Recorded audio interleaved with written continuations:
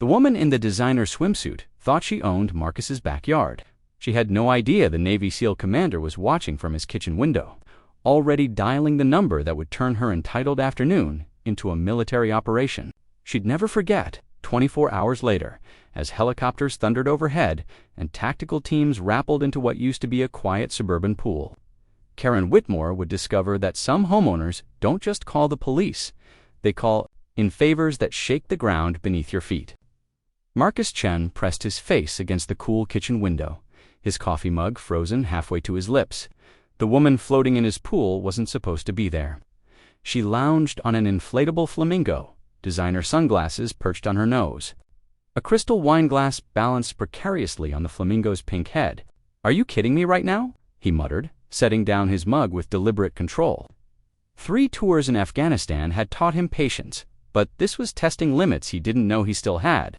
The woman, blonde mid-40s, radiating the kind of confidence that came from never hearing the word no, had somehow bypassed his 6-foot privacy fence and made herself completely at home.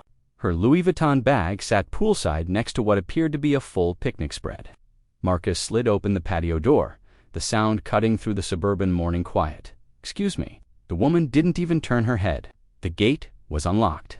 She called out, her voice carrying that particular tone of someone who believed the world existed for her convenience. "I assumed it was community property." Community property. Marcus stepped onto his deck, his bare feet silent on the wooden planks.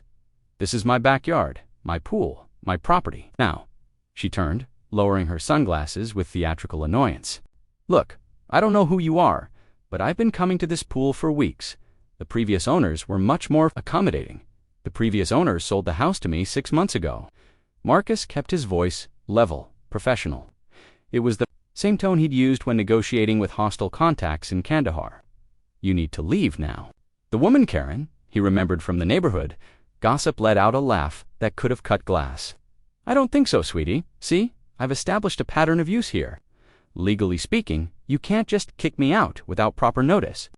Marcus felt something cold settle in his chest. Not anger. Anger was hot and sloppy. This was something else entirely. "Legally speaking," he said, each word precisely measured. "Oh, please."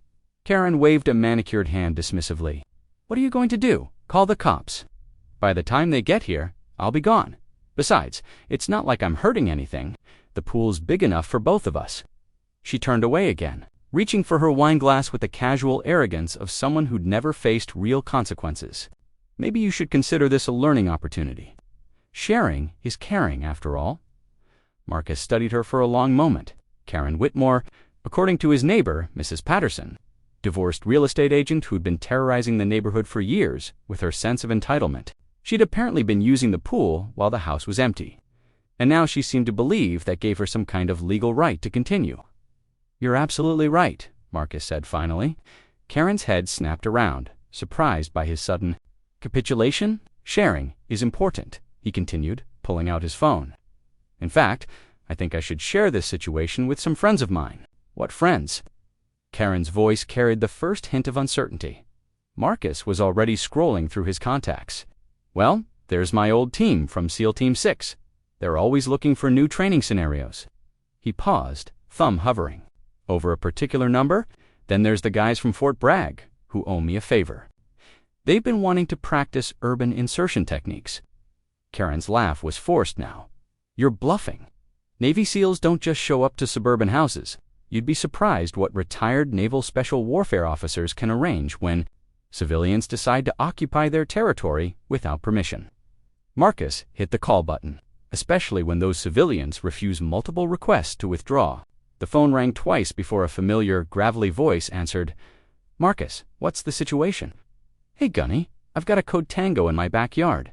Hostile civilian has occupied my pool, refuses to evacuate despite multiple warnings. I'm requesting immediate tactical consultation." Karen's eyes widened as she caught the military terminology. "Wait, you can't be serious. Copy that," came the voice through the speaker, loud enough for Karen to hear. "Sounds like you need a full training exercise. We've got a squad coming back from Virginia next week. They could use some suburban infiltration practice." "Perfect," Marcus said, never taking his eyes off Karen. "Make it a full scenario. Hostile territory, uncooperative civilian presence, the works. Karen was scrambling off the Flamingo now, water sloshing as she tried to maintain her dignity while clearly beginning to panic. This is insane. You can't turn your backyard into some kind of military base. Actually, Marcus said, ending the call, I can. It's called private property. And as a veteran, I have certain connections when it comes to training exercises. I'll call the police. Karen grabbed her bag, wine glass forgotten, as it tumbled into the pool. Go ahead, Marcus crossed his arms. Tell them a retired Navy SEAL commander is conducting legal training exercises on his own property. See how that goes for you?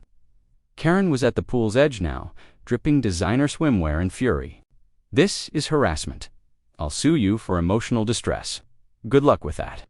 I have security cameras recording you trespassing on my property after being asked to leave. Marcus gestured toward the nearly invisible cameras he'd installed around the perimeter. Plus, I'm pretty sure a judge will be interested to hear about your pattern of use defense. For the first time since he'd confronted her, Karen seemed to grasp the reality of her situation.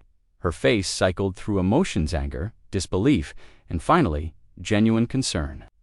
Look, she said, attempting to moderate her tone, maybe we got off on the wrong foot. I'm sure we can work something out like civilized adults. Marcus considered this. You're right. Here's what we'll work out. You have exactly 60 seconds to gather your things and leave my property.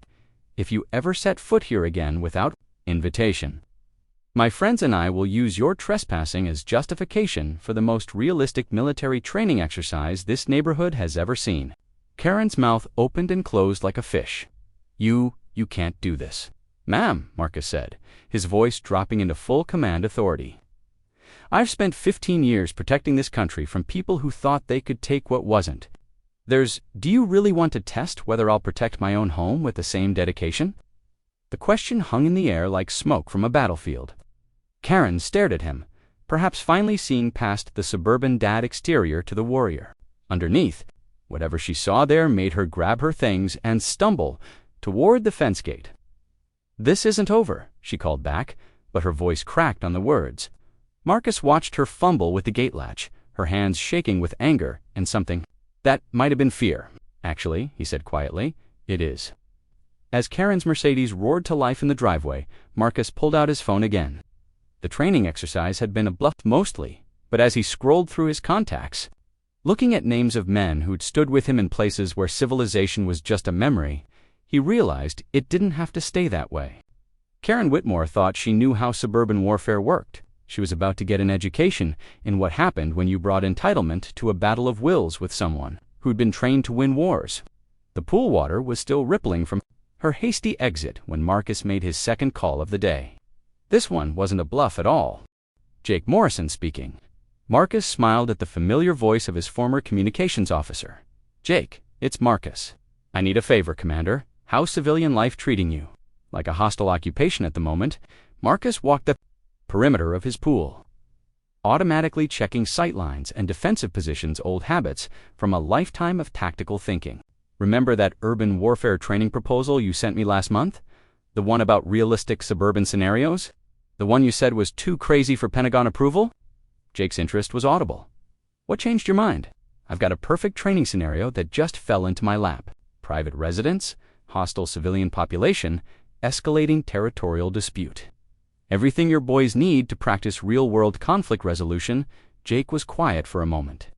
This wouldn't have anything to do with a certain trespassing incident, would it? How do you never mind? I forgot you still have contacts in local law enforcement. Marcus paused.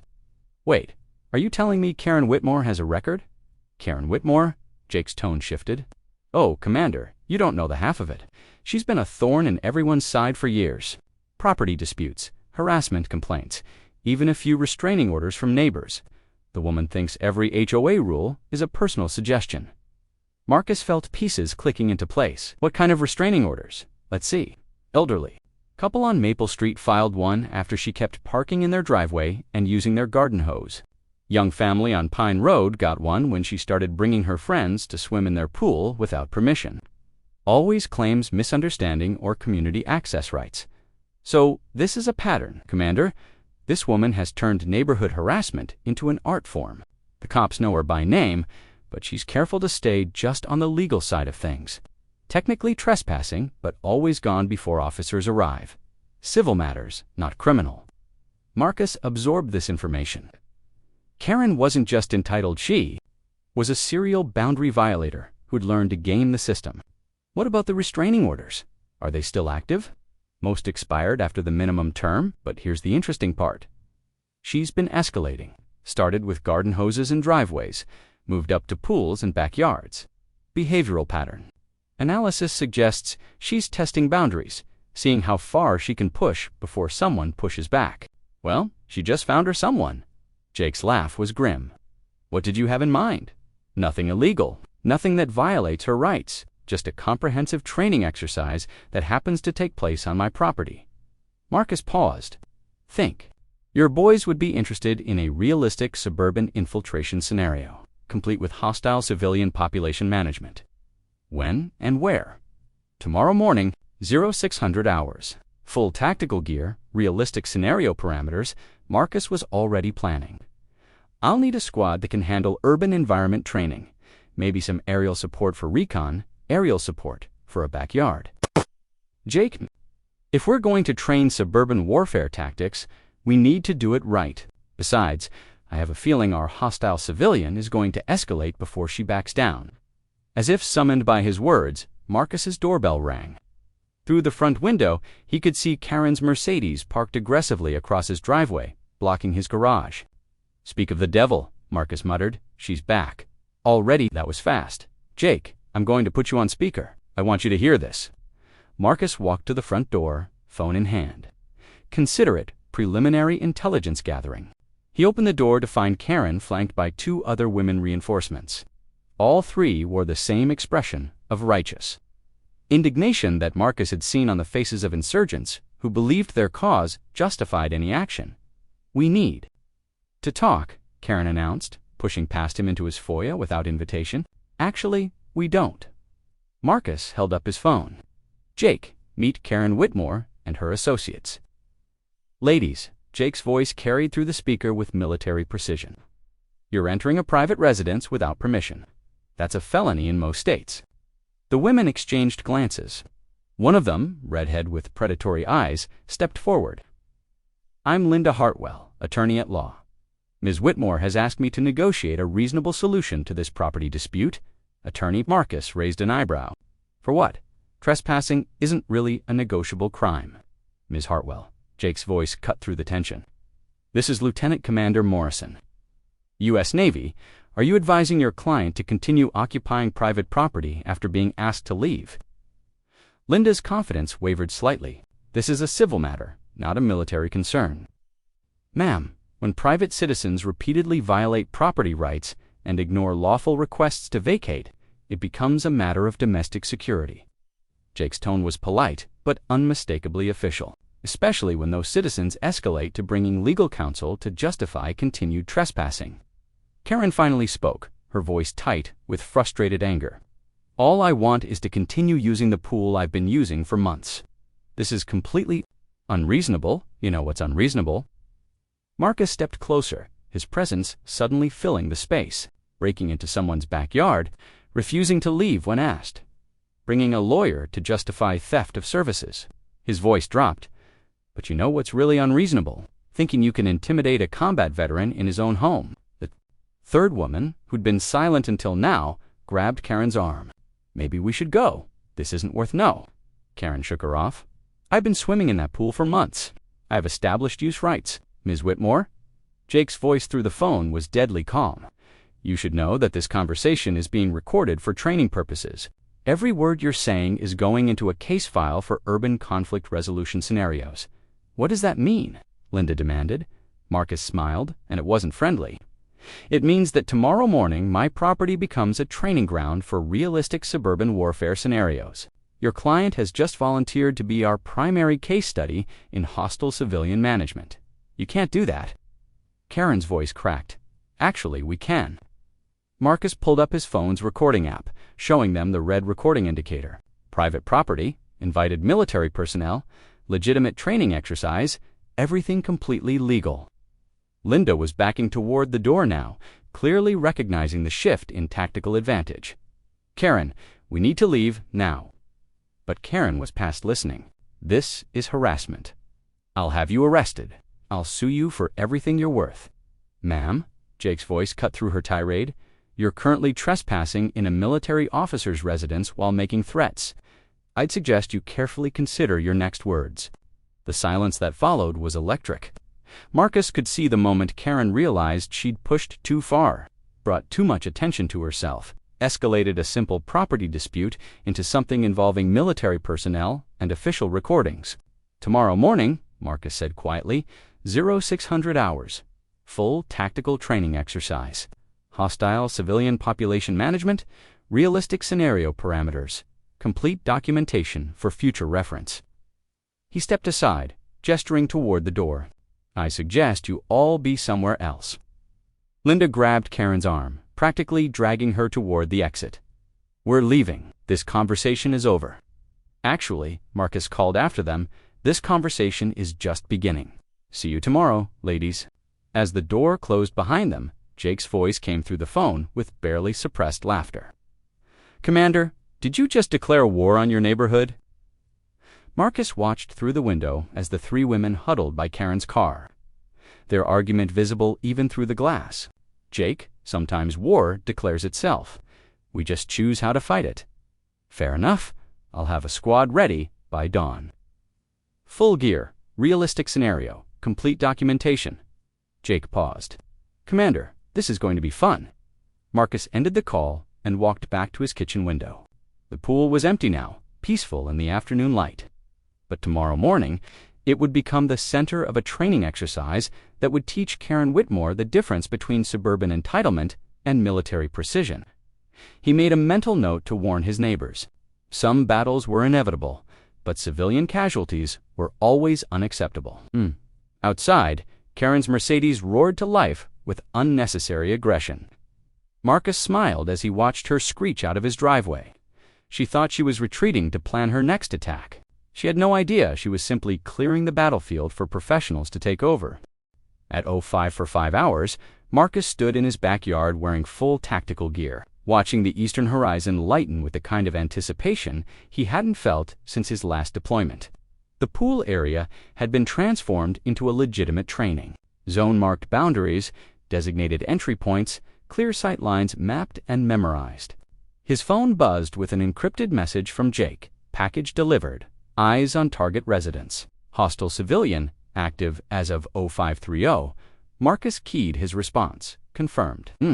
Initiating Phase 1 on schedule.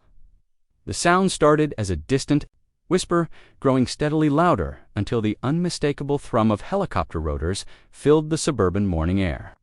Through his tactical binoculars, Marcus watched Karen's front door burst open as she stumbled onto her porch in a bathrobe, coffee mug in hand, staring up at the sky in disbelief. 2 UH-60 Blackhawks appeared over the tree line, flying in perfect formation at regulation altitude high enough to be legal, low enough to make every window in the neighborhood rattle. They circled once, twice, their downwash, turning the peaceful suburban street into a whirlwind of scattered leaves and startled birds. "Control, this is Phoenix 1, crackled through Marcus's radio. "We have visual on the training zone. Permission to commence insertion."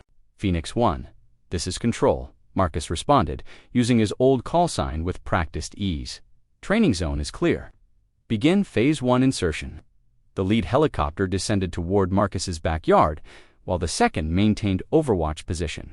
8 figures in full combat gear, fast roped down to his pool deck with mechanical precision, their boots hitting the wooden planks in synchronized thunder. Squad leader, Sergeant First Class Rodriguez, approached Marcus with a crisp salute. "Commander Bravo Squad reporting for suburban warfare training exercise. Outstanding, Sergeant. Brief. Your men on the scenario parameters." Marcus gestured toward the pool area. "This is a hostile civilian occupation training scenario. Primary objective: establish perimeter security and civilian management protocols. Secondary objective: demonstrate consequences of territorial violations to neighborhood. Observation posts." Rodriguez nodded, understanding perfectly. "Rules of engagement, sir. Full professional standards. No property damage beyond normal training parameters. complete documentation for after-action review. Marcus paused, his voice carrying the weight of command, authority, and sergeant. "Make it memorable. Roger that, sir." As Rodriguez briefed his squad, Marcus caught movement in his peripheral vision. Karen had appeared at her fence line, still in her bathrobe, phone pressed to her ear with one hand, while gesturing wildly with the other. Even from 50 yards away, her panic was visible. "Phoenix 2, this is Control." Marcus spoke into his radio. "We have civilian observation at the northeast perimeter. Recommend close reconnaissance. Copy, Control." Beginning reconnaissance pattern. The second helicopter banked sharply, passing directly over Karen's house at legal altitude, but with intentional dramatic effect. The downwash sent her perfectly manicured lawn furniture tumbling across her patio like toys. Marcus's phone rang. He recognized Karen's number and put it on speaker for his squad to hear. "What the hell is happening?" Karen's voice was raw with hysteria. "There are soldiers in your backyard. Helicopters are circling my house." "Ma'am," Marcus replied with military calm, "you're witnessing a legitimate training exercise on private property. I did warn you this would happen. This is insane. I'm calling the police." "Already did," interrupted a new voice on the line. "This is Detective Morrison, Suburban Tactical Unit." Jake had clearly coordinated with local law enforcement. "Ma'am, we've been briefed on the training exercise. Everything is completely legal and properly permitted." The line went silent, except for Karen's harsh breathing. Sergeant Rodriguez approached with a tactical tablet. "Commander, we've established perimeter security, requesting permission to demonstrate civilian crowd control techniques." Marcus nodded. Approved. Full professional demonstration. The squad moved with choreographed precision, spreading out around the pool area in textbook formation. 2 soldiers took overwatch positions on Marcus's roof. 2 more established a checkpoint at his back gate. The remaining 4 began what looked like genuine tactical exercises room clearing. Breach techniques, communication protocols, it appeared exactly like what it was. Professional military personnel conducting legitimate training on private property. The fact that this training was specifically designed to demonstrate overwhelming tactical superiority to one particular neighbor was simply ... educational. Marcus's landline rang. He'd been expecting this call. "Mr. Chen, this is Patricia Williams. From the Homeowners Association, we've received several complaints about military activity in your backyard. Mrs. Williams, I filed the proper notifications with the HOA 3 days ago. Training, exercise, private property, full insurance coverage. Marcus had done his homework. Everything is completely within community guidelines. But Mr. Chen, the noise, the helicopters are all within legal decibel limits for daytime activities. I can provide the sound measurement data if needed." Through his window, Marcus could see Karen storming across her lawn toward his fence, still in her bathrobe, but now carrying what appeared to be a camera. Sergeant Marcus called, "We have hostile civilian attempting perimeter reconnaissance." Rodriguez immediately signaled his men. 2 soldiers smoothly moved to intercept positions, while a third began documenting Karen's approach with official recording equipment. "Ma'am," one of the soldiers called through the fence, his voice carrying trained authority, "you are approaching an active military training exercise. For your safety, please maintain minimum 50-foot distance from the perimeter." "I have every right to record this," Karen shouted back, thrusting her phone toward the fence. "This is harassment. This is illegal." "Ma'am, you are correct that you have recording rights from public property," the soldier replied with textbook precision. "However, you are currently on private property without permission. Please return to the public right-of-way or face trespassing charges." Marcus watched Karen realize she was standing in her neighbor's yard, another property that wasn't hers. She stumbled backward, nearly tripping over her own bathrobe. "Phoenix 1, this is Control." Marcus spoke into his radio. "Civilian situation. Resolved. Commence Phase 2 training protocols." "Roger, Control. Beginning advanced urban insertion techniques." What followed was a masterclass in professional military training. The squad ran through scenarios with precision that spoke of countless hours of practice and real-world experience. Pool-adjacent breach techniques, helicopter extraction protocols, civilian evacuation procedures. Every exercise was legitimate, professional, and absolutely legal. The fact that each maneuver also happened to demonstrate exactly what Karen would face if she ever decided to trespass, again, was simply ... educational. Marcus's phone buzzed with a text from Jake, local PD. Confirms 0 complaints viable. 3 neighbors have called to thank you for dealing with the Karen problem. 1 wants to hire your guys for his daughter's Sweet 16. By 08:00 hours, the training exercise was winding down. The helicopters had departed after a final intimidating flyover. The squad was packing equipment with military efficiency, and Karen Whitmore was standing in her driveway, still in her bathrobe, staring at Marcus's backyard like she'd witnessed an alien invasion. Commander Sergeant Rodriguez approached with his final report. Mission accomplished. Perimeter secured. Training objectives met. 0 civilian casualties or property damage. Outstanding work, Sergeant. Your men performed admirably, sir, if I may. Rodriguez glanced toward Karen's house. That civilian seems to have gotten the message loud and clear. Marcus followed his gaze. Karen was no longer at her fence. She was sitting on her front steps, head in her hands, the fight visibly drained. Out of her, Sergeant, in your professional opinion, do you think we'll need to schedule follow-up training exercises? Rodriguez studied Karen's defeated posture. Sir, I believe this particular hostile civilian situation has been ... resolved. As the last soldier departed and the neighborhood began to return to normal, Marcus stood alone in his backyard. The pool was exactly as it had been 24 hours, a go-clean private and undisturbed. His phone rang one final time. Number, hello, Karen. Her voice was small, broken. I get it. Okay, I get it. The pool is yours. I won't ... I won't come back. That's good to hear. Was all of that really necessary? Marcus considered the question. Karen, you spent months trespassing on private property. You escalated when asked to stop. You brought a lawyer to justify theft. You made threats in my own home. He paused. What did you think was going to happen when you declared war on a professional warrior? The line was quiet for a long moment. I'm sorry, she whispered finally. I'm really, truly sorry. Apology accepted. Have a good day, Karen.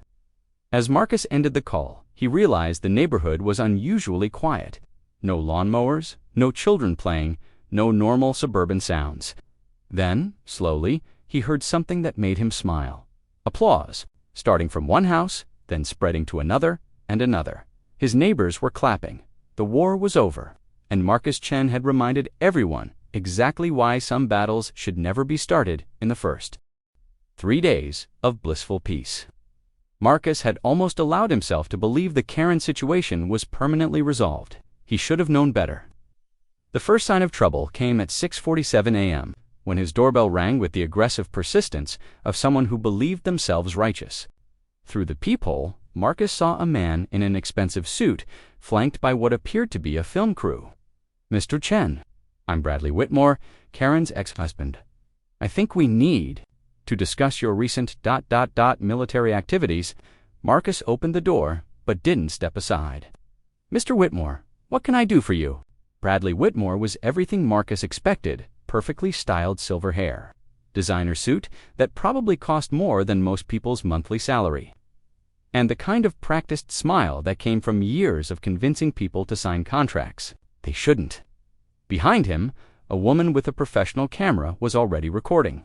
I'm here representing my ex-wife in a matter of gross intimidation and psychological warfare, Bradley announced, clearly playing to the camera.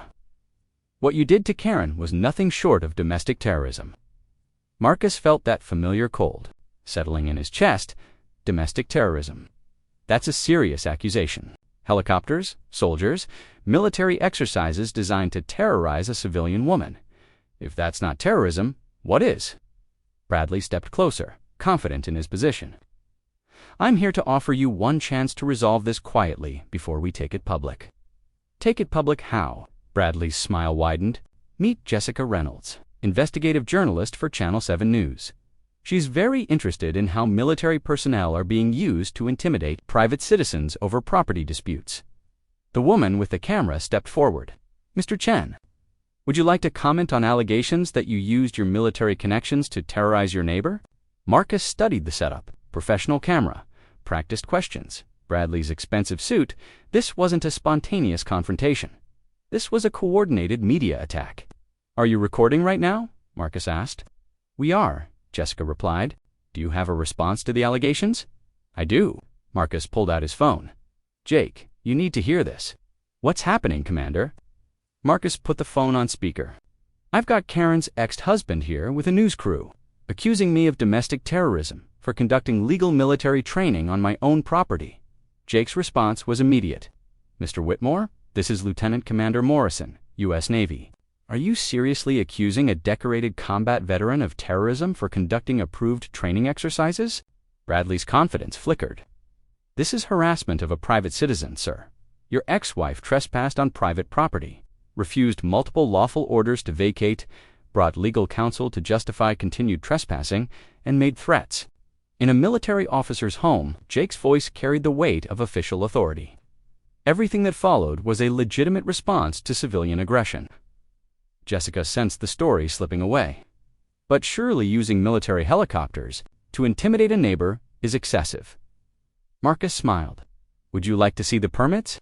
Federal Aviation Administration, flight permits, local noise ordinance, compliance, homeowner association approvals, liability insurance, documentation."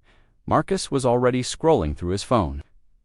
"I can also provide you with the complete after-action report, including testimony from 8 active duty personnel who will confirm that everything conducted was standard training protocol." Bradley was looking less confident by the second. "Karen has rights, which she forfeited when she repeatedly violated other people's rights." Jake interrupted through the speaker. "Mr. Whitmore, are you aware your ex-wife has multiple restraining orders filed against her for similar behavior?" The color drained from Bradley's face. "That's not. Those were misunderstandings. 3 separate families, 5 documented incidents, pattern of escalating behavior." Jake's voice was relentless. "Ms. Reynolds, I assume you've done your research on the alleged victim in this story." "Jessica's?" Camera wavered slightly. "We've heard one side, then you've heard about Mrs. Patterson on Maple Street. Elderly woman who had to get a restraining order after Karen kept using her garden hose and parking in her driveway." Marcus stepped forward, pressing his advantage. "What about the Johnsons on Pine Road? Young family who filed police reports after Karen brought friends to swim in their pool without permission." Jessica, looked between her camera and Bradley, clearly realizing the story wasn't what she'd been told. Marcus's phone buzzed. With an incoming call, he glanced at the display and smiled. "Perfect timing. This is Detective Sarah Kim from the Suburban Crimes Unit. Sarah, I've got Karen Whitmore's ex-husband here with a news crew, claiming I committed domestic terrorism." "Oh, for crying out loud," came Sarah's voice through the speaker. "Is this about the pool thing, Marcus? We reviewed everything, completely. Legal training exercise on private property, 0 violations." Bradley was backing away now, but Marcus wasn't finished. "Sarah, they seem to think military training exercises constitute terrorism. Should I be concerned about federal charges?" Sarah's laugh was audible to everyone. "Marcus, if conducting legal training on your own property is terrorism, then every military base in America is a terrorist camp. Tell Mr. Whitmore that making false terrorism accusations against veterans is actually a federal crime." The camera stopped rolling. Jessica was studying Bradley with the expression of a journalist who'd just realized she'd been fed a fake story. "Mr. Whitmore," she said slowly, "you told me this was an unprovoked attack on an innocent woman." "It was. Karen just wanted to use the pool that didn't belong to her," Marcus finished. "On property that wasn't hers." After being asked to leave multiple times, Jessica turned to face Bradley fully. "You didn't mention the trespassing. You didn't mention the restraining orders. You didn't mention that she brought a lawyer to justify continued trespassing. Those are minor, Mr. Whitmore." Jake's voice cut through the morning air.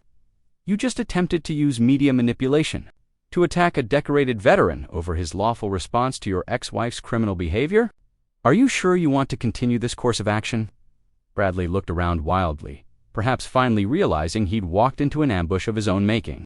"This isn't over," he said, but the words carried no conviction. "Actually, it is," Marcus replied. "Jessica, I assume you'll want to do some actual investigative journalism before running this story." Jessica was already packing her camera. "Mr. Whitmore, I think we need to have a conversation about the difference between news and personal vendettas." As the news crew departed, leaving Bradley standing alone on Marcus's doorstep, the man made one final attempt to salvage his position. "You think you're so smart," he said, his voice tight with frustration. "But Karen has friends, influential friends. This neighborhood has rules, standards. People like you don't belong here." Marcus studied Bradley for a long moment. People like me, outsiders, military types who think might makes right? The words hung in the air like a challenge. Marcus stepped closer, and Bradley instinctively stepped back. "Mr. Whitmore, let me tell you about people like me. We're the ones who spent years fighting overseas so people like you could live in neighborhoods like this. We're the ones who understand that rights come with responsibilities and actions have consequences." Marcus's voice never rose, but it carried the weight of absolute certainty. "And we're the ones who won't be intimidated by entitled civilians who think lawyers and news cameras can substitute for being in the right." Bradley opened his mouth, then closed it, apparently recognizing that he was out of his depth. "Here's what's going to happen," Marcus continued. "You're going to leave my property? You're going to tell Karen that her problems are her own to solve. And you're going to hope that I don't decide to research what other misunderstandings might be following you around." The threat was subtle but unmistakable. Bradley nodded once, turned, and walked quickly to his BMW without another word. As Marcus watched him drive away, his phone buzzed with a text from Jake. "Security footage shows Bradley and the news crew casing your house for 20 minutes before approaching. This wasn't spontaneous, it was planned reconnaissance." Marcus replied, "Copy that. Time to go on the offensive." The war wasn't over after all. It had just entered a new phase, and Marcus Chen was about to teach the Whitmore family that some battles escalate in ways civilians never see coming.